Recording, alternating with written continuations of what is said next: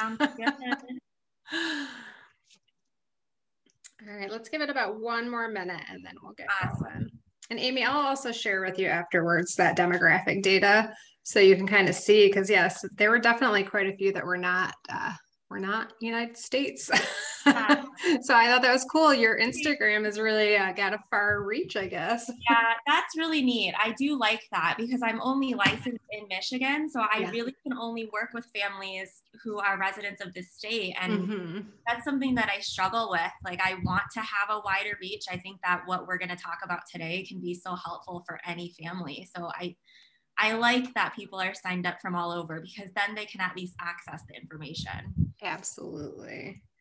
I 100% agree, which is why I'm like, oh, Ingham, Clinton, it doesn't have to be Eaton County, especially when we're doing Zoom, because there's no capacity issues there.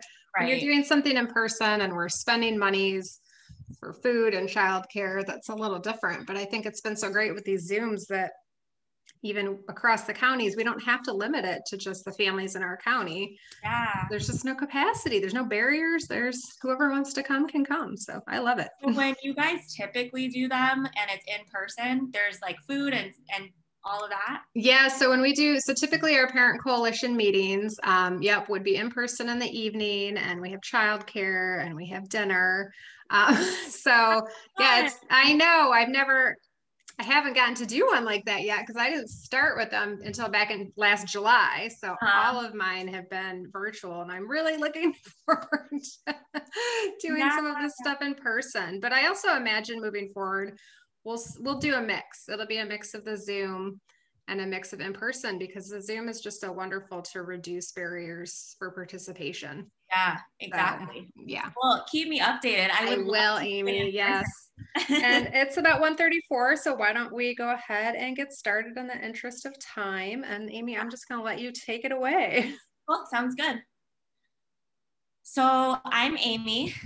Today we're going to be talking about challenging behaviors in young kids. We'll talk a little bit about why that happens, and then I'm hoping to share some strategies that everybody can use and implement at home.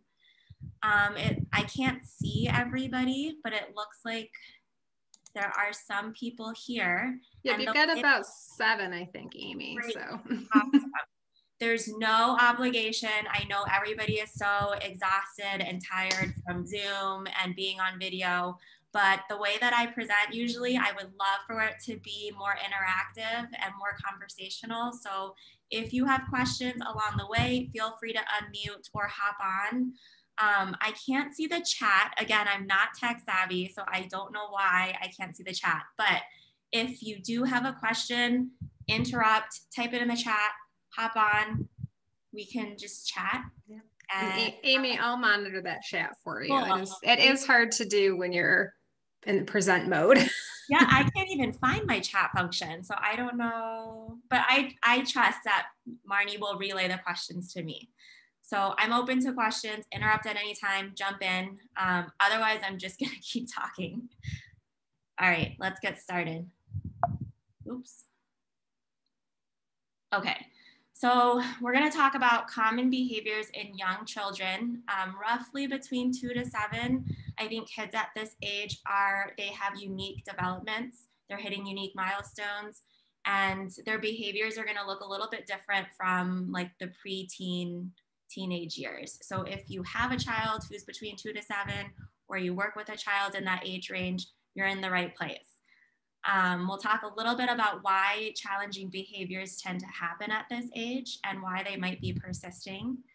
And then I'll share some general evidence-based positive parenting strategies for improving behavior. I will try to save some time to do a Q&A at the end. This is just very quickly about me so that you know who you're talking to.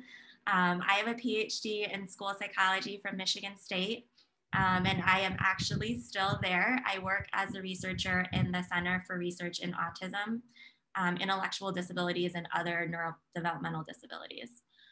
I also opened a part-time private practice called Atlas Psychology. I work with any Michigan resident. I opened this about last year when the pandemic hit, which was nerve-wracking at first, but it's actually allowed me to serve people and families from all over the state. So that's my part-time job. I'm certified in parent-child interaction therapy, which is PCIT for short. And if you're not familiar with it, a lot of what I'm going to be talking about today is pulled from that therapy. It's one of my favorite things to do with families. It's very interactive, very collaborative. The kids have fun with it, the parents enjoy it, and that's one of the reasons I love it. I specialize in parent coaching, like I just talked about, general child behavior and mental health, developmental disabilities like autism and ADHD. And I also really like working with young adults and college students who are struggling with stress, burnout, or perfectionism.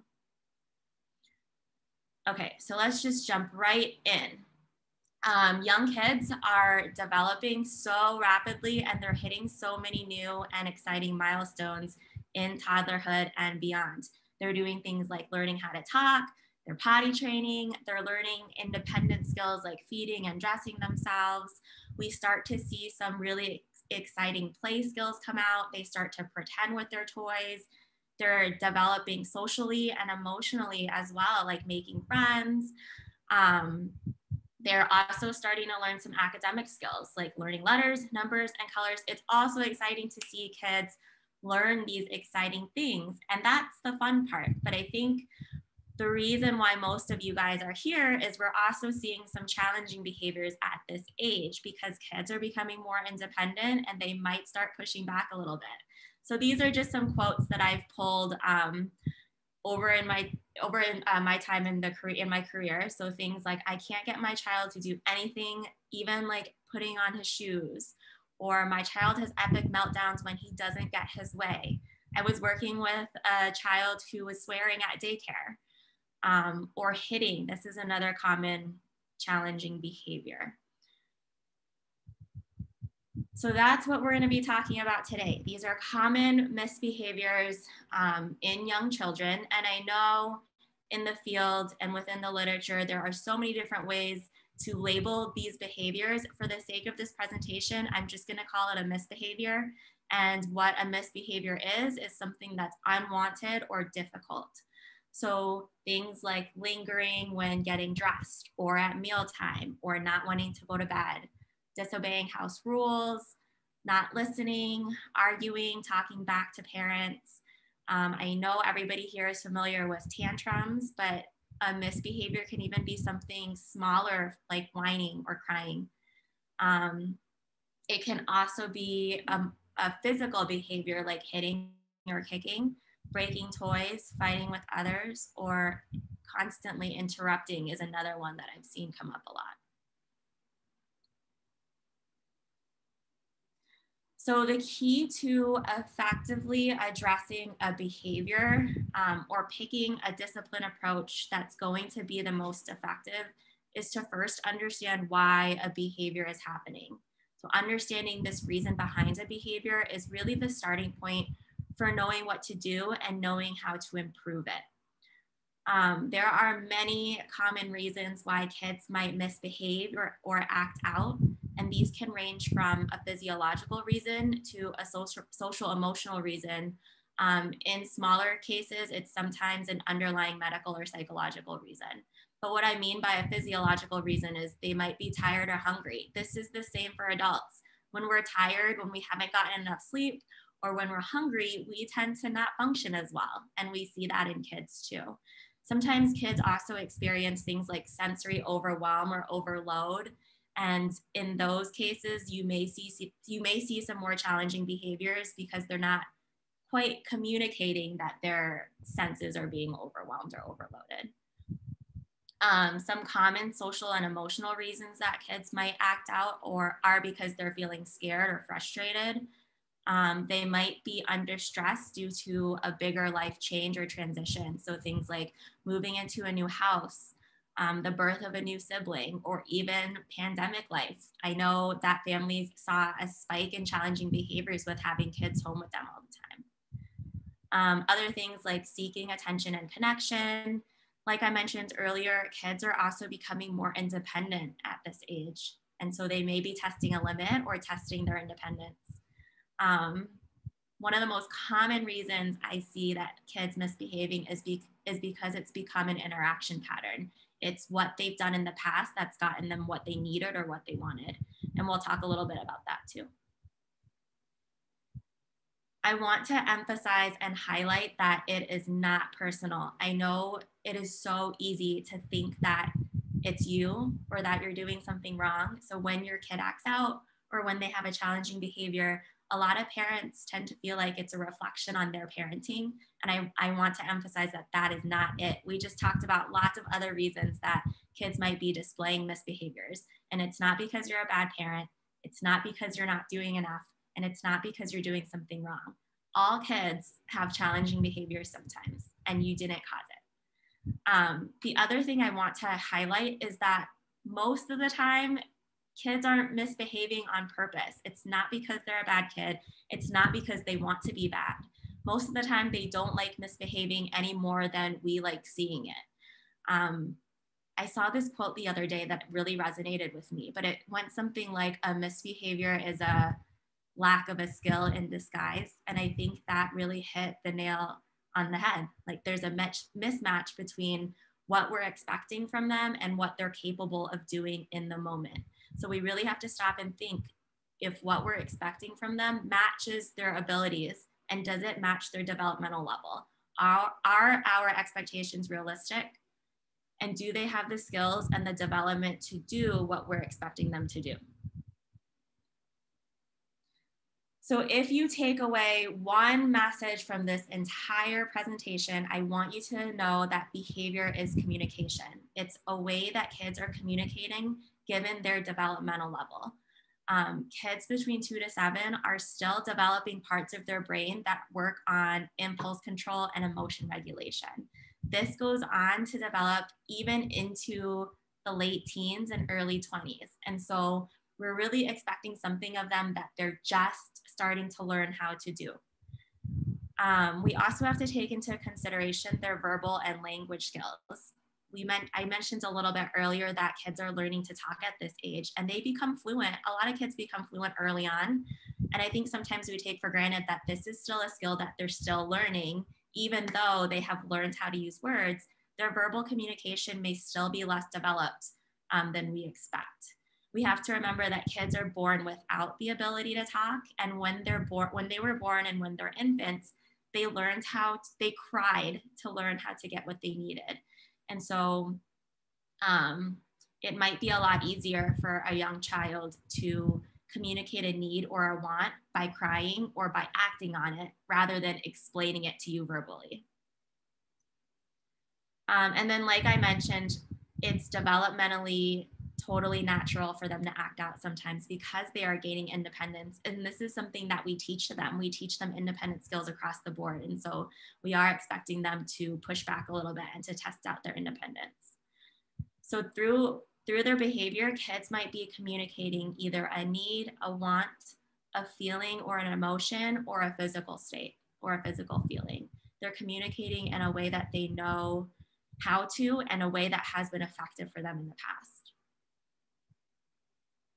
Questions so far? Maybe not. No questions in the chat, Amy. Okay. So let's talk a little bit about why these challenging behaviors persist. Negative behaviors like screaming or hitting or running tend to be louder and attention grabbing. So as adults, we tend to notice these behaviors a lot faster and we tend to react to them in opposed to other behaviors. They tend to catch our attention faster. And this is totally natural, but it can also actually reinforce the behavior. This is just a little diagram and graphic to illustrate what I mean. So it's really easy and common to fall into an interaction pattern like this. And this is really just one example, but you might have found yourself in a position where your child wants something and they begin crying or yelling or getting louder and screaming for it. And as adults, you might initially try to hold your ground and not give in, but eventually you do because it's natural to want that crying and screaming to stop. But actually, in fact, what your child has learned now is that yelling and screaming to get what they want works.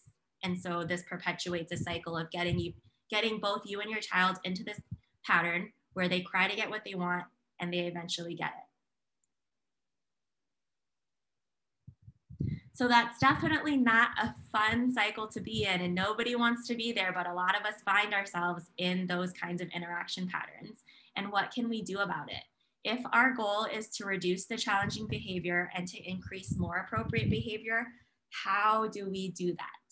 So in general, to effectively reduce a misbehavior, what we do must match the underlying need or the reason that the behavior is occurring in the first place. We had talked a little bit earlier about all the different reasons that kids might be misbehaving. And unfortunately, we don't have time to address each and every one of them. So I'm just going to go over the most common ones.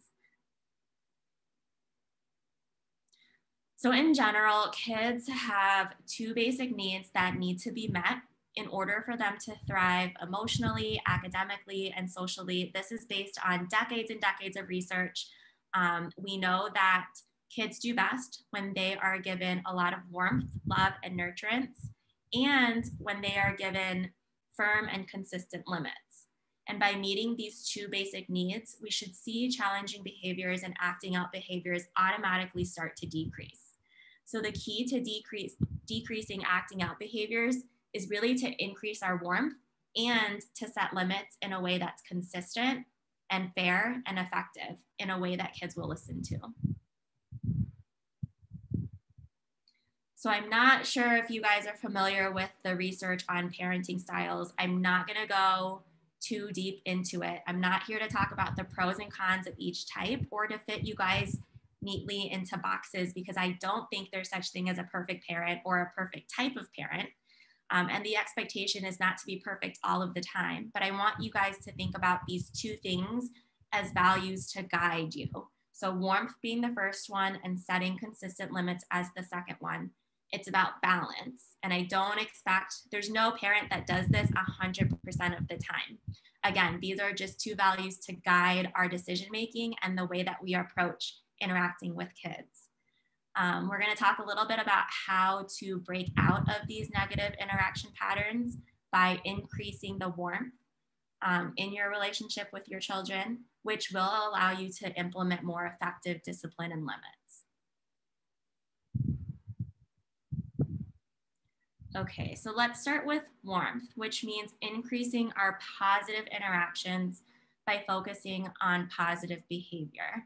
And like I mentioned earlier, it sounds simple, but it's a lot harder to do when a lot of the times what we're seeing is those challenging behaviors come out so much more often. It's easier to react to those negative behaviors than it is to the positive behaviors. But the good news is we can retune our brains to be on the lookout and to try to notice more positive behaviors when our kids are doing them. These positive behaviors do tend to go unnoticed more often because they tend to be quieter. So for example, if your child is sitting and playing quietly and nicely, they're doing what's expected of them. And so they're less likely to get feedback for it, rather than if they were playing roughly with the toys. That's when we see the adult reactions come out. But there are certain things that we can do to show kids that they're doing a good job and to ensure that these positive behaviors continue more frequently. So we'll talk a little bit about that. I did want to mention that most of the time when families come to see me, they want to address the challenging behaviors, which I totally get. But I tell all of my families that this piece of warmth must first be there before we even try to address discipline, because if this is not there, the discipline will not work. And so I start here with the families that I work with. We really work on building the warmth and the connection in the parent-child relationship, and we treat that as the foundation for other things to build off of.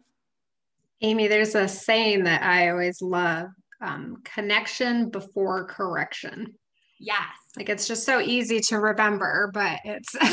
Yeah, I love it. And I think it was you that introduced that saying to me last time. And it's been something that it's a really great mantra, I think, right? Because if you connect first before you correct, your child is so much more likely to listen and be receptive to that feedback. And we can relate that to us too as adults, right? If somebody is criticizing and telling us, no, don't do that, do it this way, all of the time, that gets exhausting. But if they first make that connection with us, we are going to be more receptive to constructive feedback. Absolutely. That's a great quote. Okay, so we're going to talk about these general strategies for how to increase the positive interactions between you and your child. And it's not to say that it's not happening. I think most parents would say that this is already in place, which I agree with, but I think we can boost it and increase it even more to increase the likelihood that the discipline we implement is going to work. So if you notice that your child has been acting out a little bit more than normal lately, this is a good place to start. We'll go into depth into each of these, but the idea is to give lots of attention to positive, appropriate behavior. And we can do this through praise and telling them that they're doing a good job with specific behaviors that you like to see. This increases the chance that that behavior is going to continue to happen in the future. Another way to increase connection and warmth in the relationship is to validate what your child says. And this shows them that you're listening. It helps them feel respected. Yeah, we'll talk more about that too. And then the last thing I'm going to talk about is describing what your child does. So we don't have to be telling them good job or great work all day long. We can also notice and observe what they're doing. And that tells kids that mom and dad are paying attention. And it shows that you care. It shows that you're watching and that you notice what they're doing well. Doing all three of these together can really strengthen your connection and your relationship with them, and also boost kids' self-esteem. And just like us, we know that when kids feel good, they're more likely to be good. So they're more likely to behave and be cooperative. Okay, so the first one is praise. I like the phrase, catch your child being good. We're so used to catching them doing something bad or misbehaving. So that the idea is to turn that around and to catch them doing something good instead. If you praise a behavior you like as it's happening, and before the misbehavior happens, you increase your chance of that misbehavior not happening at all. So it's a way to prevent a misbehavior from happening if you're catching them in the moment while they're doing the right thing. Again, I mentioned this can be harder to do because good behaviors tend to be more quiet. They tend to go unnoticed. But we can train our brains to tune in more to those positive behaviors. Praise works best if it's given immediately after or during the behavior. It helps to shift from reacting to a misbehavior to being more proactive and noticing what your child is doing well. And again, this sounds simple, but when it's used intentionally, it can be so powerful to quickly increase behaviors you like to see, sometimes even immediately. So I like to use this example of knocking, where I'm coaching a parent-child dyad, and the child is starting to get a little excited. She's starting to knock on it's like a dollhouse door. She's starting to knock, and we can notice it start to amplify a little bit. But as soon as that parent praised her for thank you for knocking gently, I like how respectful you're being with the toys, she started knocking even more quieter and even more quieter. So that feedback that she's getting in the moment about doing the right thing helps her to remember to keep playing gently and quietly.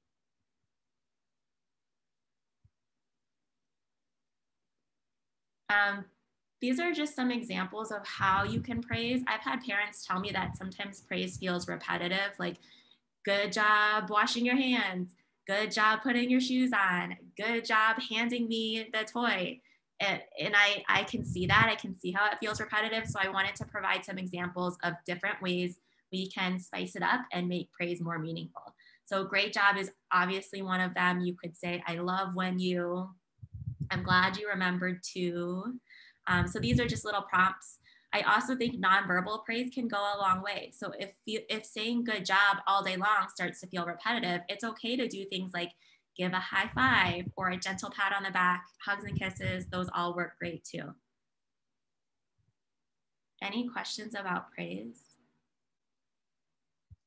So normally I would have you guys practice. I'm just gonna give it a shot. You don't have to come on if you don't want to, but let's see if people will type this into the chat. and we can see if we can get our ideas going. So earlier I had mentioned that the best way to praise is to praise before the misbehavior happens, right? So it's easy to catch a misbehavior happening like running, and we might say something like, no, wait, stay here, stop running, don't go anywhere. But instead of waiting for the running around the room to happen, it would be much better if you could say, thanks for sitting next to me while they're still seated.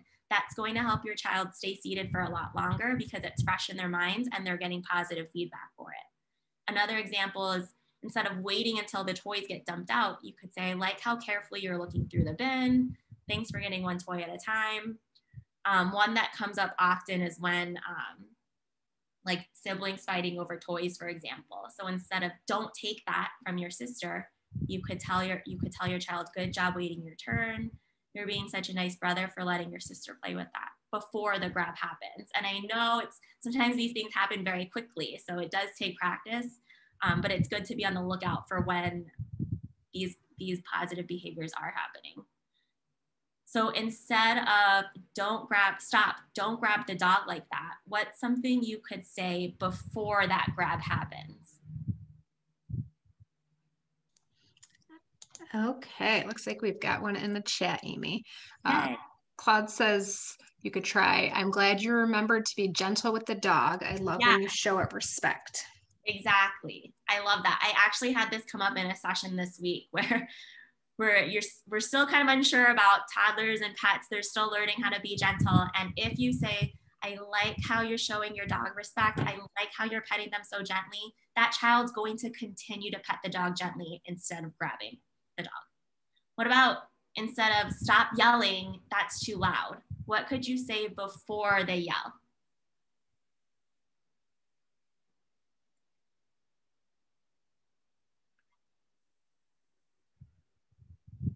Any ideas? How about thank you for keeping your inside voice going?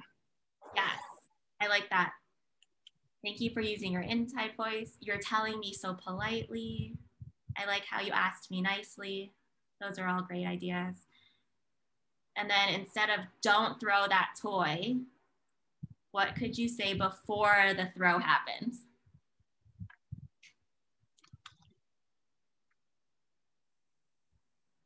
I think this is always a tough one because sometimes those toys just fly through the air before you even realize what's going on, right? And that goes back to your point of trying to be a little bit more tuned in to what's happening. So I think in a situation like that, if you notice your kiddo getting frustrated, oh, here's a good one. Yep, I like how you were playing so nice with your toys. Yep. You could also do, I see that toy is really frustrating you. Thank you so much for just putting it down quietly. Yes, I love that. I like the example that someone gave. Thanks for playing nicely with the toys. I love yours, Marnie. We're really gonna get into that. So what I heard you say was a validation, right? I see that it's frustrating. And a lot of times that in and of itself can help kids just feel so much better. But then you paired it with a praise. So you said, thank you for remembering to play nicely. And I think that those kinds of things are what's gonna keep your child playing nicely rather than, and of course, sometimes sometimes it's gonna happen, but these are preventative measures to help them remember and to teach them what they're doing well. We all like positive feedback. And so getting this kind of positive feedback at this frequency can really turn things around for some kids. Thank you guys for chiming in. Okay, so I love what you just said, Marnie, because this transitions us so nicely into my next tip, which is to validate and to reflect what kids say. So validating helps them feel heard and respected, like we just talked about. But the key here is for it to be a true validation and reflection, it needs to be said as a sentence, as a statement, not a question. So I usually coach parents to try to avoid that upward inflection at the end of their voice, which is totally unintentional. And 99% of the time, we don't even mean it as a question, but it comes off that way. So I'll give you an example. Let's say your child is building a spaceship and they say, I'm making my spaceship fly to Mars. It's very common for adults to say, it's going to Mars. with a question mark, even though we didn't mean it as a question, we truly meant it as a reflection, as a validation. So it is going to Mars, you're right, it would be a true validation. And the reason for this here is that if it sounds like a question, it might suggest you weren't listening or that you disapprove, even though that's not what you meant. So knowing that that's how it might come off, or that's how your child might perceive it, I encourage parents to try to make your validations true sentences. So period at the end, not a question mark. Other examples are things like, if your child says, I drew a tree, you could say, you did draw a tree, or just simply, you drew a tree. You could just repeat exactly what they said. That has the same positive effect on kids because they really feel heard and they feel like they feel listened to. So if your child says, I'm gonna make an obstacle course, this doesn't really work if we're typing in the chat, so I'm just gonna do it. I'll just give the example. If your child says, I'm gonna make an obstacle course, you say, yes, you did make an obstacle course. Or you could just paraphrase the end of it. Oh, an obstacle course. And that will help your child feel seen and heard.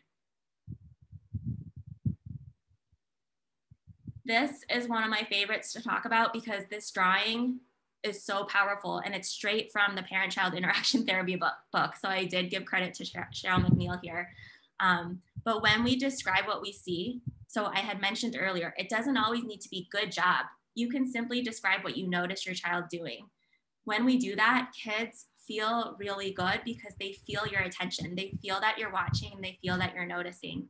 This helps kids stick with an activity for a lot longer. So if you've got a young kiddo who tends to hop from activity to activity, or if they have a hard time entertaining themselves with one thing, describing what you see can keep them going for so much longer. And this is a picture of a child drawing a Christmas tree. The one on the left is without any parent feedback or descriptions.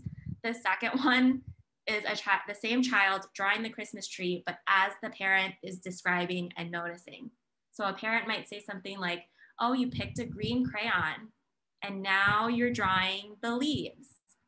And now you're drawing the branches and you're writing Christmas trees. So like describing what you see like a sports announcer keeps them going, it keeps them feeling good, and it keeps them behaving well.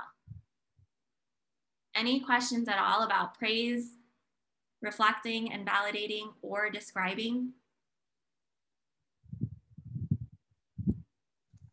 I think too, depending on the age of the kiddo, Amy, sometimes that describing shifts as they get older into more conversational. So I see you're drawing a Christmas tree. What color ornaments are you going to put on? Or tell me more about that picture. I love sportscasting, but for some kids, I think it's just important to know as they get older, it can feel kind of condescending to them almost. Yeah. And that was definitely my kiddo. He outgrew sportscasting probably by about 6. He's like, yeah, I am. But then kind of doing that, can you tell me more about that? Or what's your next step? Yeah. I love that. He liked that conversation, but the sportscasting could be like, yeah, I know I'm mad. Like, I know I'm frustrated. I don't need you to tell me that. Yeah, absolutely. And I think you're totally right. Like I heard you say that he started outgrowing it by the time he was 6, right? So I just want to emphasize that these are good skills for kids between 2 to 7. They probably start outgrowing it at the older ages. And I love your strategy about making it more conversational as kids transition into the early elementary years. They will totally tell you what they're doing too. They love to share that. Mm-hmm. The other idea to break out of these negative interaction patterns that we can find ourselves in is to ignore minor misbehavior if possible. So what I mean by this is if it's not a safety concern, if you're worried that your child is in danger or if safety is a concern, obviously we can't ignore that behavior. But if it's a minor misbehavior like whining, sometimes I even say like if it's, sassing, if you can ignore it, try to ignore it, because what you're doing is taking away attention for that minor misbehavior. And kids thrive off of getting parent attention. We talked about that being one of their basic needs. So the idea is to then give your attention back to when they're behaving well. We can think of your attention as a reward, and we can think of it as a dial, right? We can dial it down if they're misbehaving minorly, and then dial it up for good behaviors that you want to see more of. So the example here is if they're starting to play a little roughly with the toys and shuffling them around, it's okay to ignore the way your child is handling the toys, because what you're doing is removing your attention. The idea is to pay even closer attention, because we need to catch them the moment that they're playing appropriately. So we're gonna wait until they play carefully again, and then praise right away. Oh, I love how you use that. You're playing gently now. You're driving the car nicely. And then also to give lots of positive attention anytime you see them playing gently or handling the toys well. Again, we're teaching, right? We're giving positive feedback for what is appropriate to ensure that they continue to do that. This slide is about special time, which is like my favorite thing, because I think that it's such an easy, simple way that any family can do at home to really solidify your connection and your bond, and to see negative behaviors decrease and positive behaviors increase. So special time is, it's one-on-one time that you spend with your kids, and while they get a specialized kind of attention, and it fulfills that need for connection for them. And so special time doesn't need to be long. I encourage parents to do about 5 minutes is enough, but even 10 is okay. So short bursts of play where you're practicing these 3 skills that we just talked about. So praising what you like, reflecting or validating what they say, and then describing what they do. We think of this as a planned date instead of just passive time together. So that the other times in the day that you're spending with your kids, and a lot of parents are these days spending a lot of time with their kids, that's great too, but that time is different from getting unique one-on-one time together with just you and your child. So 5 minutes a day of doing this kind of play and interaction can really go a long way to increasing the warmth in your relationship, helping you have more positive interactions with your child, and improving your overall relationship. Once this is in place, the discipline is going to fall. It's going to be a lot easier to implement once this is in place. And I just wanted to show you guys, these are real results that these parents have consented to me sharing their data. But I will get parents who tell me, I was so mad when you asked me to do 5 minutes of special time, because that is not what I was here for. I wanted to address the challenging behavior, but they really saw benefits, right? So they will tell me afterwards that it was so worthwhile. They still do special time to this day, even having had graduated from working with me. So the first one is just a graph about how doing 5 minutes of special time a day decreases challenging behavior over time. This second graph, I think, is so powerful. So I'm hoping you guys can see it. But in the first week, when these parents came to see me with their toddler, they were rating their toddler's behavior as more challenging than the average child of the same age. So that's that dotted line. Both mom and dad saw these behaviors as more challenging. In just 1 week, so 7 days of 5 minutes of play, of special time play a day, we saw that child's behavior drop to being less challenging than other kids of the same age. And I collect data on parent stress, and it significantly, doing that 5 minutes of play a day ended up reducing parent stress levels. So I think that is so powerful, and it can be seen as a great first step to decreasing some of the unwanted misbehaviors. So I'm gonna also give some hopefully practical tips that we can use in terms of setting consistent, firm, and fair limits.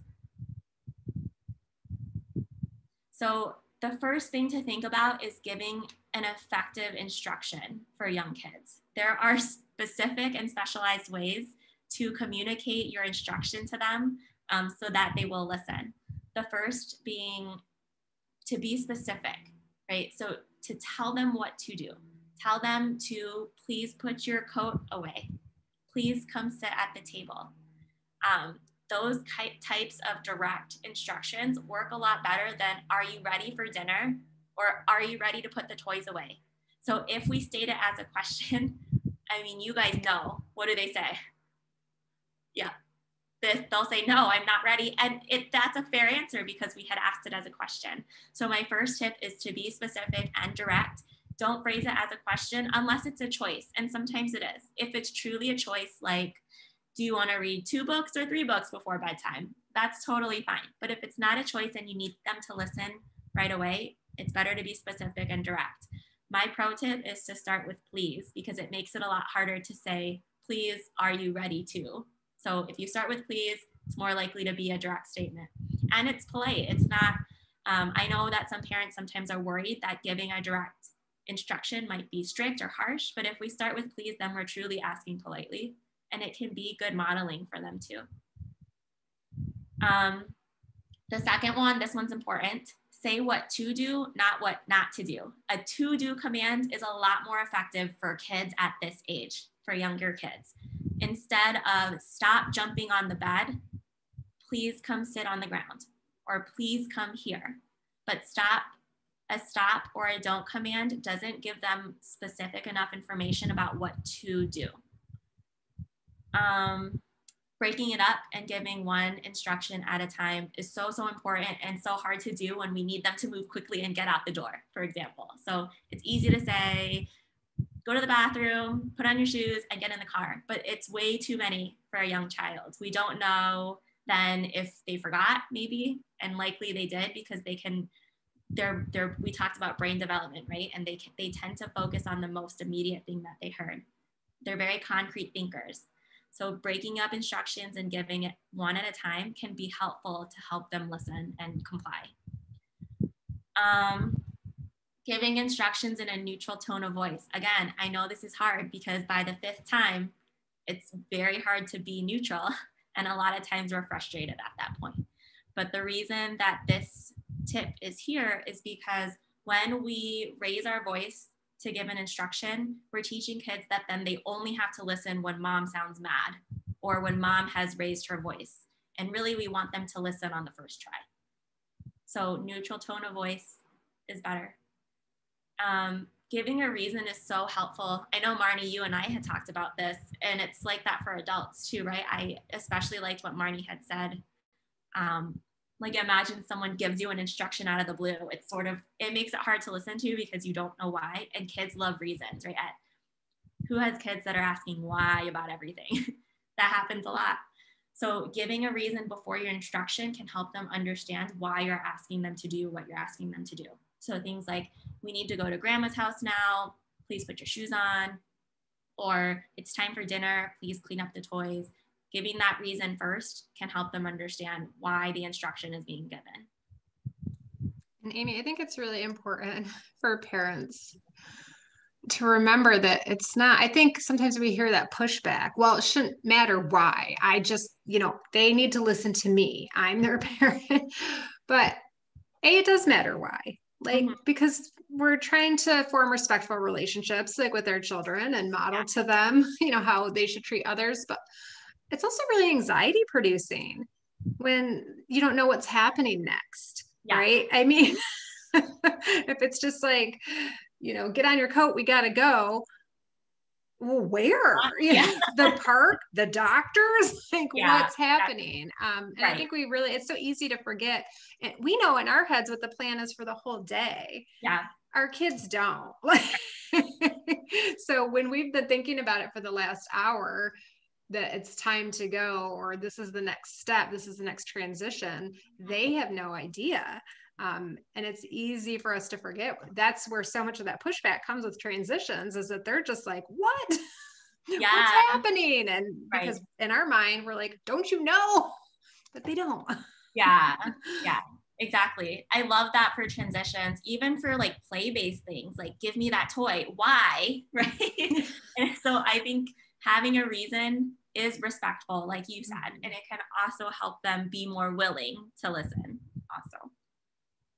And then I put here, use when necessary. This is just because kids really are hearing instructions and commands all day long. They are being told what to do, when to do it, how to do it, really all of the time. And it can become like background noise for them when they're hearing it that frequently. So I like to say, Give them a choice if it's possible to have a choice. Ask a question if it's possible for it to be a question, and save commands for when you really need them to listen right away.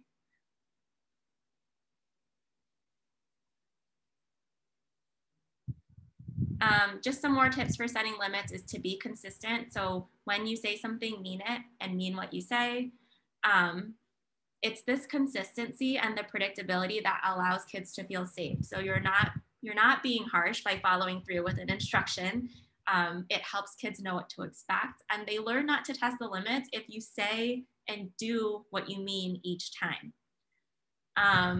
For more serious behaviors like hitting or swearing, I like a house rule for that. So you can establish a house rule for everybody in the household, and it could be no hitting or no swearing, and everybody follows it. When we give a consequence, it should be related to the behavior and it should be fair. So these are some examples. You could say something like, if you fight over the toy or if you break it, I will put the toy away. So it's related, right? If they're not handling the toy respectfully, or if they're not being appropriate with it, they don't have time with the toy. For more serious behaviors like hitting, I recommend loss of a privilege, but it should be fair. So if you hit, you will lose X amount of minutes of iPad time. The reason for this is if they lose iPad for the whole rest of the day, there's really no motivation to not hit again because they've already lost the entire privilege. So fair consequences, small periods of small chunks of time. And then again, I know I really talked about this, but I wanted to highlight it, that limits and rules work better when there's a strong, warm foundation of a relationship in place. So if your parent-child relationship is based on warmth and security, that's your foundation for limits to work and to be effective. We can think of this in terms of adulthood. We can think of this like if you've ever had a coach or a teacher or a boss who you really liked and were more willing to listen to, like what are some qualities that that person had? They were probably really warm. They probably gave you lots of positive feedback. So when they told you to do something, you were more receptive to it. And then I just put this here because a lot of what I talked about has to do with general child behaviors in general. So just knowing when to ask for more help. If you're here because you've been seeing behaviors that are more extreme than what we've talked about, it could be something that talking to a professional can shed some light on. So just knowing when it's normal kid stuff, right? We talked about how all kids are going to have challenging behaviors from time to time, but knowing when it's more than that and when it might be time to seek support. So just things like if the behavior is starting to interfere with your daily life, either yours as the parent or your child's daily life. So if they're not able to go to school because of a challenging behavior, or if you're not able to go to the store, or friends and families' houses and things like that. So that leads me into my next point, is if the behaviors are interfering with family or social functioning. And I know that looks a little bit different now with the pandemic, but another reason to potentially seek professional help is if the behaviors are intense, if they're extremely aggressive or violent, or if they're becoming to the point that you're feeling like you can't control it. Other things like if there's a slow return to calmness, or if you notice that your child's mood or behavior just seem out of character, right? I always tell parents, you're the expert on your kids, you know them the best. So if it seems like not quite themselves, if they seem like not quite themselves, it might be time to just seek a professional opinion about what might be going on. Questions? Did I leave time this time? Yes, we have plenty of time, Amy. So if anyone has a question, feel free to put it in the chat or just unmute. I will share really quickly while people are thinking of their questions, but it's all about like setting your kiddos up for success. And so much of that is on you as the parent. When my son was 5, maybe, we decided that he needed to talk to somebody because he was just not able to keep his stuff together. And we went to the family therapist and she saw him and she talked to us and she saw all of us together. And then on that fourth visit, she said, your child is fine. It's you guys. You're not consistent. You're not clear. You're not holding boundaries. You're afraid of upsetting him. You're doing, all of these things. And it's like, there's nothing wrong with this kid. And if you can start setting those clear and consistent boundaries and you work on that connection piece, you guys will be fine. And we absolutely were. So I just think it's really important for us as parents, if we're really struggling with our kiddos, to step back and kind of look at both ends and how we might be contributing to that. Right. And it's a dynamic, right? It's a relationship. Like what you do influences them and vice versa. Absolutely. Yeah. Okay. We do have a question in here, Amy. The question is, what next steps would you take if you suspect that the child does need professional help? That's a great question. I would reach out. There are a couple places you could start with your child's pediatrician, and they often will be able to talk to you about what your concerns are and point you in the right direction. But if you know definitely that you want to work with like a therapist or a psychologist, you could make an appointment there too. I'll also add, if you are in the Tri-County area in Michigan, community mental health is a great place to start, especially for children. They really can help you with referrals and just getting you to the right place if you're not sure which way to go. Great. That's a great resource. All right. Any other questions, guys? I feel like at the 14-month mark in the pandemic, I would have had about 1,000 of them. I know. And I applaud all of you with young children that made it through this, because doing it with a now 12-year-old was interesting. And doing it with a 3 or 4 or 6 or 7 would have been a totally different situation. So you guys have made it.